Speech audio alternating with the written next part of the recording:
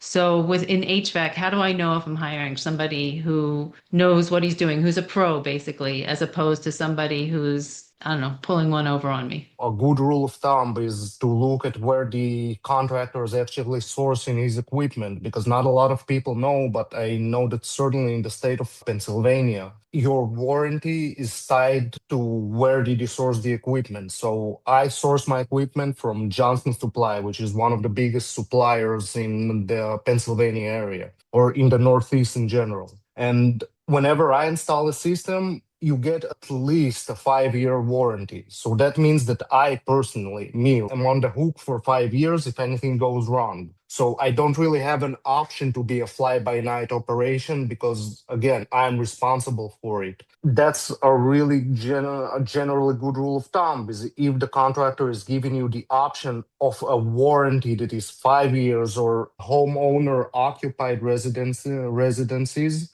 some systems even offer you a 10-year warranty. So again, unless I know that I can do the job really well and I won't have to come back and fix your system and waste my time on it, I really don't have the interest of doing it. That I think is basically the biggest determining factor here.